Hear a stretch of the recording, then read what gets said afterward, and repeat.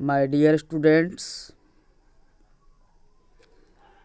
आज हम लोग 100 मार्क्स इंग्लिश प्रोच सेक्शन का 7th chapter a child is born, जो कि लिखा हुआ है ऑस्ट्रेलियन राइटर जर्मन ग्रीक के द्वारा, इनके अति महत्वपूर्ण ऑब्जेक्टिव को डील करेंगे। सारे ऑब्जेक्टिव को पूरी एक्सप्लेनेशन के साथ डील किया जाएगा। आप सब स्टूडेंट से हमारा अपील है कि आप इन वीडियो को बिल्कुल सावधानीपूर्वक और एकाग्र मन से देखें, ताकि आने वाले बोर्ड एग्ज़ाम में आपकी ऑब्जेक्टिव की तैयारी और सेल्फ कॉन्फिडेंस दोनों अच्छा हो सके। तो आइए इस चैप्टर का पहला ऑब्जेक्टिव अब हम लोग करने का प्रयास करते हैं। तो हमारा पहला ऑब्जेक्टिव है which type of approach piece is a child is born. मतलब ये जो आपका चैप्टर है अ चाइल्ड इज़ बॉर्न, जो कि एक ऐसे है, तो आपका क्वेश्चन कहता है कि which type of approach piece is a child is born. ये सच है कि ये अ चाइल्ड इज़ बॉर्न जो एक प्रोच पीस है, मगर सवाल यह है कि प्रोच पीस में किस टाइप का ये है, स्टोरी है कि स्पीच है कि ऐसे है या फिर जनरल रिकॉर्ड है। My dear, a child is born जो है कोई स्टोरी नहीं है, कहानी नहीं है, कोई स्पीच नहीं है, कोई भाषण भी नहीं है। ये आपका ऐसे है, निबंध है, जनरल रिकॉर्ड भी नहीं है, यात्रा वृत्तांत भी नहीं है। तो आपका 1 नंबर जो सवाल है which type of approach piece is a child is born, तो इनका राइट आंसर हो जाएगा ऑप्शन सी, ऐसे। ओके गाइज, बढ़ते हैं सवाल नंबर 2 की ओर। हमारा दूसरा सवाल है जर्मन ग्रीर बिलोंग्स टू। और सबसे बड़ी खूबसूरत बात यह है कि मैंने सारे ऑब्जेक्टिव, लगभग ऑब्जेक्टिव को बहुत ही मेहनत के साथ एक पिक्टोरियल वे में डील किया है। मैंने सारे ऑब्जेक्टिव के साथ पिक को डाल दिया है, ताकि आप आसानी से पिक को देख करके आपके माइंड में प्रश्न का आंसर सेट हो जाए। दूसरा सवाल है जर्मन ग्रीक बिलोंग्स टू, मतलब जर्मन ग्रीक जो है वह कहाँ से बिलोंग करती है। तो इसका ऑप्शन जो ऑस्ट्रेलिया है, डी नंबर, वो सही हो जाएगा। ये चाइना, ए में जो चाइना है यहाँ से बिलोंग नहीं करती है, इंग्लैंड से भी नहीं, अमेरिका से भी नहीं। ऑप्शन डी जो ऑस्ट्रेलिया है, ये ऑस्ट्रेलिया से बिलोंग करती है। बढ़ते हैं सवाल नंबर 3 की ओर। हमारा तीसरा सवाल है which of the following is the work of German Greer. इनमें से कौन सी रचना जर्मन ग्रीर की है। यहाँ पर वर्क मीन्स होता है, वर्क मीन्स यहाँ पे रचना होता है, रचना। तो इनमें कौन सी रचना जो है वो जर्मन ग्रीर की है। जैसा कि आपका ऑप्शन ए में है मैरिज एंड मॉरल्स। ये जो रचना, ये जो किताब है मैरिज एंड मॉरल्स, इसे लिखा है बर्ट्रैंड रसल ने। ये तो नहीं होगा आपका। दूसरा आपका है आर्म्स एंड द मैन, इसे लिखा है जॉर्ज बर्नार्ड शॉ ने। ये भी आपका नहीं होगा। ऑप्शन सी है द फीमेल यूनक, एक विशेष प्रकार का किन्नड़। ऑप्शन सी बिल्कुल राइट है, इनको लिखा है जर्मन ग्रीर ने। और ऑप्शन डी है a ban in the gangs, इसे लिखा है मनोहर मालगांवकर ने। तो इन चारों वर्क्स में से, इन चार रचनाओं में से जर्मन ग्रीर की जो रचना है वो ऑप्शन सी सही है, द फीमेल यूनक। आई होप कि ये प्रश्न आपको समझ में आ गया होगा। बढ़ते हैं चौथा सवाल की ओर। मेरा चौथा जो सवाल है, हमारा चौथा सवाल है, in dot dot societies, in dot dot societies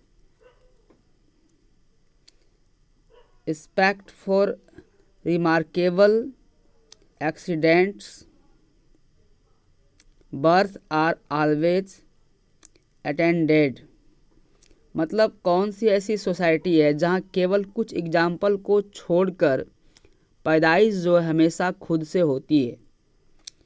ये क्वेश्चन आपका कह रहा है कि कौन सी ऐसी सोसाइटी है जहाँ केवल कुछ एग्जाम्पल्स को छोड़कर जो पैदाइश है वो हमेशा खुद से होती है। ऑप्शन ए आपका है टेक्नोक्रेट सोसाइटी, बिल्कुल नहीं। टेक्नोक्रेट सोसाइटी का मतलब होता है मॉडर्न सोसाइटी, यानी कि पश्चिमी समाज। ऑप्शन बी आपका ट्रेडिशनल सोसाइटी, ऑप्शन बी आपका बिल्कुल राइट हो जाएगा। ऑप्शन सी है पेस्ट्रोल सोसाइटी। पेस्ट्रोल सोसाइटी कहते हैं जहां लोग आजीविका के लिए डिपेंड करते हैं जानवरों पर। और ऑप्शन डी है पॉश सोसाइटी। पॉश सोसाइटी कहते हैं हाई सोसाइटी को, एक उच्च समाज को। तो ऑप्शन ए, बी और डी नहीं होगा, ए, सी और डी नहीं होगा। ऑप्शन बी इनका बिल्कुल सही हो जाएगा। ट्रेडिशनल सोसाइटी में कुछ एग्जाम्पल को अगर छोड़ दिया जाए तो यहाँ पैदाइश हमेशा खुद से होती है। ओके, बढ़ते हैं सवाल नंबर 5 की ओर। हमारा पांचवा सवाल है, infant and mothers dot dot rate is greater in traditional birth. मतलब जो परंपरागत जन्म होता है, जो ट्रेडिशनल बर्थ होता है, जो हमारा रिवायती समाज है, जो हमारा परंपरागत समाज है, यहाँ पर जो इन्फेंट मतलब शिशु का, नवजात शिशु जो बच्चे होते हैं उनका, और मदर्स, देखो ये मदर्स में क्या है कि मदर लिख के कोमा देखे एस लिखा हुआ है। मदर्स मीन्स होता है माँ का और शिशु का, डॉट डॉट रेट कौन सी दर, इज ग्रेटर ज़्यादा होती है, बहुत ज़्यादा होती है, इन ट्रेडिशनल बर्थ जो परंपरागत रूप से बच्चों का जन्म होता है, इस बच्चों का जन्म के समय इन्फेंट मतलब शिशु का और माँ का जो कौन सा रेट है वो ज़्यादा होता है, अधिक होता है। कौन सा दर ना रेट अधिक होता है। Option A fertility rate. Guys ये जो फर्टिलिटी रेट है इसे बोलते हैं जन्म दर। उसके बाद बी में है मोरालिटी रेट, इसे बोलते हैं नैतिकता। सी में है मॉर्टिलिटी, इसे बोलते हैं मृत्यु दर, मृत्यु दर। और डी में है कैप्टिविटी, इसे बोलते हैं हम कैद करना मतलब गुलाम बनाना। इन चारों ऑप्शन में से जो आपका ऑप्शन सी है मोर्टालिटी रेट मृत्यु दर, वो जो है ट्रेडिशनल बर्थ के समय इन्फेंट शिशु का और माँ का ज़्यादा होता है। ये रेट काफ़ी ज़्यादा होता है। मृत्यु दर नवजात शिशु का और बच्चे का और माँ का ट्रेडिशनल बर्थ में ज़्यादा होता है। बढ़ते हैं सवाल नंबर 6 की तरफ। 6 नंबर सवाल काफ़ी इम्पोर्टेंट है। आपका छठा सवाल है, the doctor who is specialized in pregnancy and child birth is called. मतलब वो डॉक्टर जो खास होते हैं, स्पेशल होते हैं, जो प्रेगनेंसी माने जो औरत गर्भवती थी उनका, और चाइल्ड बर्थ जो बच्चे का जन्म होता है उनका। स्पेशल डॉक्टर जो होता है जो प्रेगनेंसी औरत का देखरेख करता है, और जो मतलब बच्चे के जन्म का देखरेख करता है, जो बच्चे के जन्म के बारे में विशेष नॉलेज रखता है, ऐसे डॉक्टर को क्या कहा जाता है? गाइज मैं आपको बता दूं, ऐसे डॉक्टर को जो है वह ऑब्स्टेट्रिशियन कहा जाता है। ऑप्शन बी इनका बिल्कुल सही हो जाएगा। मैं बारी बारी से ए बी सी डी इन चारों एग्जाम्पल में जो वर्ड लिखे हुए हैं मैं चारों का आपको हिंदी बता दूं। आपका जो ऑप्शन ए है लिखा हुआ, ऑप्शन ए में आपका जो लिखा हुआ है डर्मेटोलिस्ट, डर्मेटोलिस्ट कहते हैं चमड़े के डॉक्टर को। सी जो लिखा हुआ है कार्डियोलॉजिस्ट, ये कार्डियोलॉजिस्ट कहते हैं दिल के डॉक्टर को, हार्ट के डॉक्टर को। और डी में है आपका लिखा हुआ न्यूरोलॉजिस्ट, ये कहते हैं ब्रेन के डॉक्टर को, जो दिमाग के डॉक्टर होते हैं उसे हम न्यूरोलॉजिस्ट कहते हैं।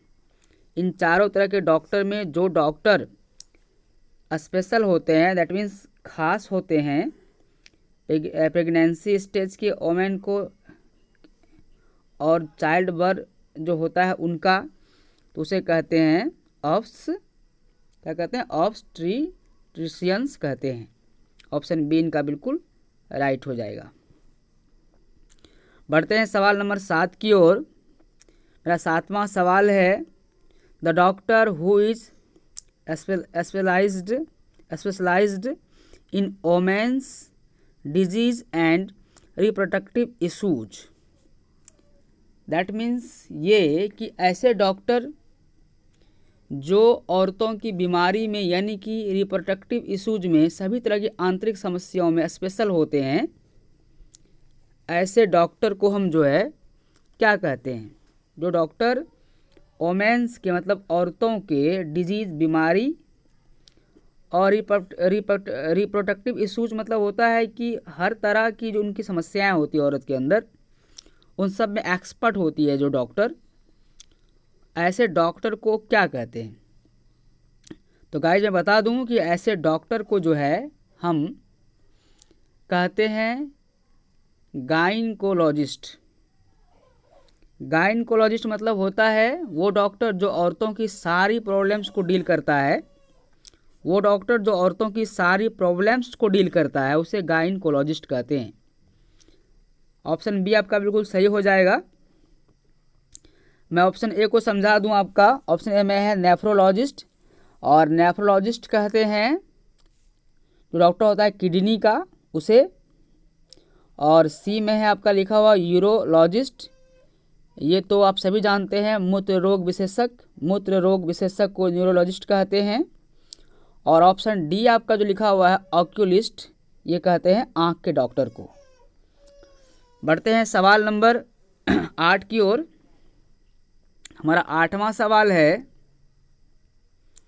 इन some societies women are not expected the member of the family until they to a child.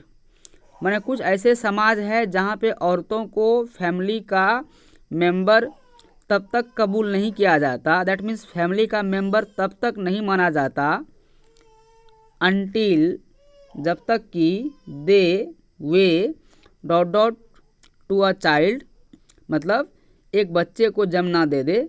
Option D जो है इनका सही हो जाएगा। मैं आपको बता दूं, ऑप्शन ए में है रेयर, बच्चे को पाल ना दे, पोस ना दे। ऑप्शन बी में है कोऑपरेट, बच्चे को सहयोग ना कर दे। ऑप्शन सी में है टीच, बच्चे को पढ़ा ना दे। ऑप्शन डी में है गिव बर्थ, बच्चे को जन्म ना दे दे। तो कुछ सोसाइटी ऐसा है, इन सम सोसाइटीज कुछ समाज ऐसा है जहाँ पे वोमेन आर नॉट एक्सपेक्टेड, जहाँ पे औरतों को कबूल नहीं किया जाता है the member of the family, परिवार के सदस्य के रूप में, अंटिल दे जब तक कि वे give birth to a child, एक बच्चे को जन्म ना दे दे। ऑप्शन इसका डी बिल्कुल करेक्ट हो जाएगा। सवाल नंबर 8 है हमारा, इन डॉट डॉट सोसाइटीज, सवाल 9 हमारा है, in dot dot societies child birth is a family affair. मतलब कौन सा ऐसा समाज होता है जहाँ पे बच्चे का जन्म एक फैमिली अफेयर होता है, एक पारिवारिक समारोह, पारिवारिक उत्सव होता है, फैमिली अफेयर होता है। ऑप्शन ए टेक्नोक्रेट सोसाइटी, बिल्कुल नहीं। ऑप्शन बी इंडस्ट्रियल सोसाइटी, बिल्कुल नहीं। ऑप्शन सी आपका ट्रेडिशनल सोसाइटी, यस बिल्कुल सही। आपका जो ट्रेडिशनल सोसाइटी है, इस सोसाइटी में जब बच्चे का जन्म होता है तो एक फैमिली अफेयर होता है, मतलब एक पारिवारिक उत्सव होता है, बहुत लोग खुश होते हैं। ऑप्शन डी जो लिखा हुआ आपका है नोमैडिक सोसाइटी, ये होता है आदिवासी समाज। ऑप्शन ए जो लिखा हुआ है टेक्नोक्रेट सोसाइटी, ये होता है मॉडर्न सोसाइटी, पश्चिमी सभ्यता, पश्चिमी समाज। और ऑप्शन बी जो लिखा हुआ है इंडस्ट्रियल सोसाइटी, इंडस्ट्रियल, ये आपका होता है औद्योगिक समाज। तो ऑप्शन सी इनका बिल्कुल राइट हो जाएगा। अब बढ़ते हैं सवाल नंबर 10 की ओर।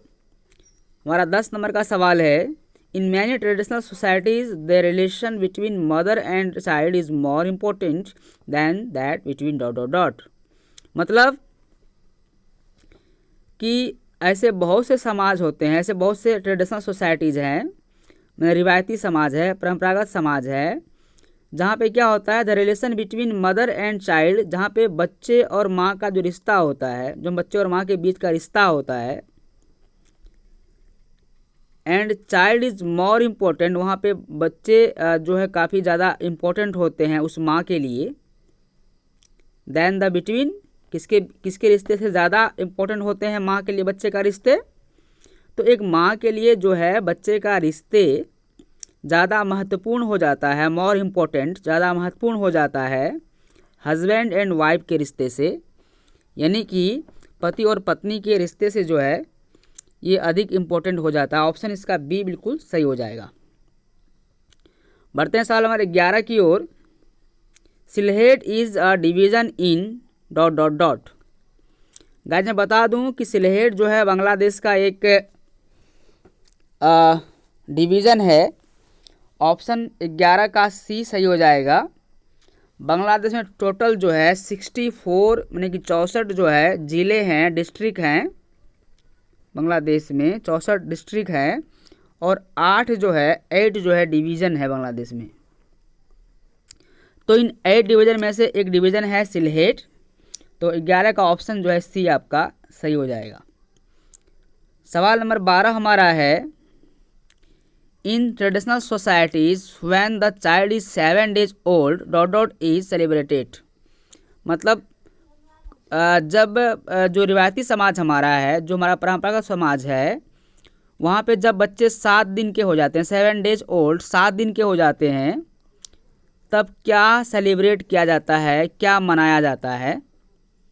वैसे हमारे यहाँ तो 6 दिन में होता है, छठी, इसको हम छठी बोलते हैं, बट ये राइटर जो है इसको बांग्लादेश से लिया है, तो बांग्लादेश के बारे में लिखती है, इसलिए यहाँ पे बांग्लादेश में अभी भी नियम है कि वहाँ बच्चे 7 दिन के जब होते हैं तब उनका हम मनाते हैं छठी, जब वो 7 days ओल्ड होता है। तो इनका जो उस समय वो बच्चे का क्या करता है पता है आपको, बाथिंग नहाता नहीं है और ना ही वो बच्चे को टीचिंग पढ़ाता नहीं है, नेमिंग सेरेमनी इसका होता है, बच्चों का नामकरण रखता है 7 दिन पे बांग्लादेश में। हमारे यहाँ तो 6 दिन में होता है, बट बांग्लादेश में 7 दिन में होता है। इस चैप्टर के अकॉर्डिंग आपको तो 7 दिन ही करना पड़ेगा और इसका ऑप्शन सी जो है बिल्कुल आपका सही हो जाएगा। ओके गाइज, ऑप्शन सी इनका बिल्कुल सही हो जाएगा 12 नंबर का। बढ़ते हैं सवाल नंबर 13 की ओर। व्हाट इज़ रूपटॉका इन बांग्लादेश। बांग्लादेश में इस शब्द का अधिक इस्तेमाल होता है कि भाई जो रूपटॉका है वह क्या है। बांग्लादेश में रूपटॉका किसे कहते हैं। स्वीट मिठाई को बिल्कुल नहीं। फेरी टेल्स, हाँ फेरी टेल्स, जैसे कि आप पिक में देख रहे हैं कि फेरी टेल्स जो होता है ये रूपटॉका की कहानी है। फेरी टेल्स बांग्लादेश में रूपटॉका जो होता है फेरी टेल्स को कहते हैं। डांस म्यूजिक नहीं है, एक टाइप है फेरी टेल्स बांग्लादेश का जिसे हम रूपटॉका कहते हैं। ऑप्शन बी इनका बिल्कुल सही हो जाएगा। नंबर 13 का ऑप्शन बी राइट हो जाएगा। ओके, बढ़ते हैं सवाल नंबर 14 की ओर हम। In dot dot societies the whole matter of pregnancy is a celebration. कौन से ऐसे समाज है जहाँ पे जब कोई औरत प्रेग्नेंट होती है तो वहाँ पे जो है ये पूरा तरह से सारे लोग मिल के जो है उनको सेलिब्रेशन करते हैं, एक पर्व की तरह मनाते हैं। तो यहाँ पे जो ऑप्शन इनका सी है वो बिल्कुल राइट हो जाएगा। ट्रेडिशनल सोसाइटी में क्या होता है, इन यहाँ में से भरेंगे, in traditional societies the whole matter of pregnancy is a celebration. मतलब जो परंपरागत समाज होता है वहाँ पे जब कोई भी लेडी प्रेग्नेंट होती है तो वहाँ पे सारे परिवार के लोग मिलकर के, मतलब दादी पक्ष के लोग और फिर नाना नानी के पक्ष के लोग जो होते हैं, ननिहाल और ददियाल पक्ष के जो लोग होते हैं, सभी मिलके इसको जो है उत्सव के रूप में मनाते हैं। ऑप्शन सी इनका बिल्कुल राइट हो जाएगा। सवाल हमारा 15 हमारा है, visiting mothers house is one of the dot dot of pregnancy. मतलब जब कोई लेडी गर्भवती अवस्था में होती है, प्रेगनेंसी अवस्था में होती है, तो उसे माँ के घर जो है विजिटिंग किया जाता है, भेज दिया जाता है। तो ये उस औरत के लिए एक प्रकार का क्या होता है, ओमेन, शगुन नहीं होता है, बैड लक भी नहीं होता है, अवार्ड भी नहीं होता है। इसका ऑप्शन डी जो है सही हो जाएगा, रिवॉर्ड। ऑप्शन डी इनका बिल्कुल राइट हो जाएगा, रिवॉर्ड होता है उसके लिए, औरत के लिए। बढ़ते हैं सवाल नंबर 16 की ओर। Family is the social dot dot of life. जो परिवार है वह सामाजिक जिंदगी का एक क्या है, परिवार सामाजिक जिंदगी का, सामाजिक जीवन का एक जो है हब है, एक हब है। वैसे तो मैं कहूँ सेंटर भी सेम होता है, हेडक्वार्टर भी वही बात होता है, और ये जो न्यूक्लियस है ये भी वही होता है। लेकिन आपके चैप्टर में जो वर्ड आया है हब, आपके चैप्टर के अकॉर्डिंग जो है नंबर 16 का जो आंसर होगा वो हब होगा। ऑप्शन सी इनका बिल्कुल राइट हो जाएगा। ओके। और हमारा 17 नंबर का सवाल है, Sylheti women go to stay her dot dot dot house during pregnancy.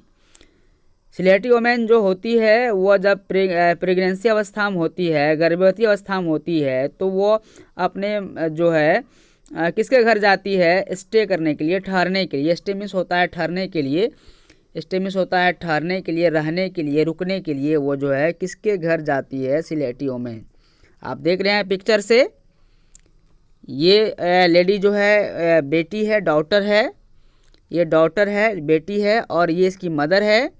आप देख रहे हैं कि ये लेडी प्रेगनेंसी स्टेज में है और ये अपने माँ के घर जो है आई है स्टे करने के लिए, ठहरने के लिए। ऑप्शन बी बिल्कुल सही हो जाएगा इस क्वेश्चन का, नंबर 17 का। हमारा 18 सवाल है, modern obstetric is credited for decrease in dot dot dot in the part for the century. तो जो नए ज़माने में हम लोगों का है, अभी जो वर्तमान ज़माना हम लोग का चल रहा है, जो न्यू एज अभी चल रहा है, इस एज में क्या हुआ है कि तरह तरह के न्यू मशीन वगैरह का निर्माण हुआ है। तो जिसके वजह से अभी जो है मॉडर्न जो ऑब्स्टेट्रिक है, जो आधुनिक समाज है हमारा, वहाँ पे जो अब है क्या कि जो जन्म दर ज़्यादा हुआ है इस सेंचुरी में, the part for the century, यानी कि फर्टिलिटी रेट ज़्यादा हुआ है। इसका ऑप्शन ए बिल्कुल राइट हो जाएगा। Thank you my friends.